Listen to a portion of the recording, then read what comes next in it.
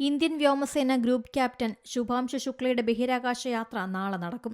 ഇന്നത്തെ ദൗത്യം മോശം കാലാവസ്ഥ കാരണം മാറ്റിവെക്കുകയായിരുന്നു. ആക്സിയം 4 ദൗത്യം കാലാവസ്ഥ മോശമായതിനാൽ നാളേക്ക് മാറ്റി. വിക്ഷേപണം കെനഡി സ്പേസ് സെന്ററിൽ നിന്നാണ്. ഇസ്രോ ചെയർമാൻ ഡോക്ടർ വി നാരായണനടക്കം ഇന്ത്യയിൽ നിന്നുള്ള പ്രത്യേക സംഘം ഫ്ലോറിഡയിലുണ്ട്.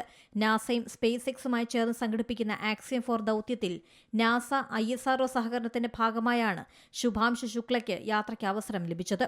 ISS സന്ദർശിക്കുന്ന ആദ്യ ഇന്ത്യക്കാരനാണ് ശുഭാംശു ശുക്ല. ആക്സിയം 4 ഒരു സ്വകാര്യ ബഹിരാകാശ ദൗത്യമാണ്.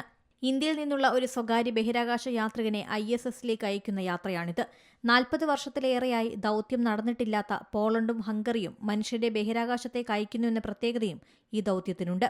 നാസയുടെ മുൻ ബഹിരാകാശ യാത്രികനായ പെഗ്ഗി വൈറ്റ്സനാണ് ദൗത്യത്തിന് നേതൃത്വം നൽകുന്നത്. ശുഭാംശു ശുക്ല മിഷൻ പൈലറ്റാണ്. ISSൽ 14 ദിവസം സംഘം തങ്ങും.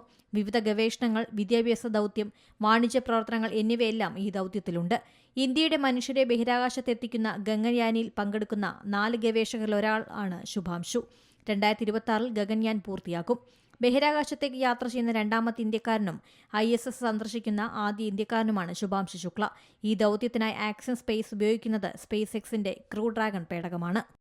ഏറ്റവും പുതിയ വാർത്തകളും വിശേഷങ്ങളും വിരൽ തുമ്പിലറിയാൻ സീ മലയാളം ന്യൂസ് എല്ലാ ഡിജിറ്റൽ പ്ലാറ്റ്ഫോമുകളിലും ലഭ്യം.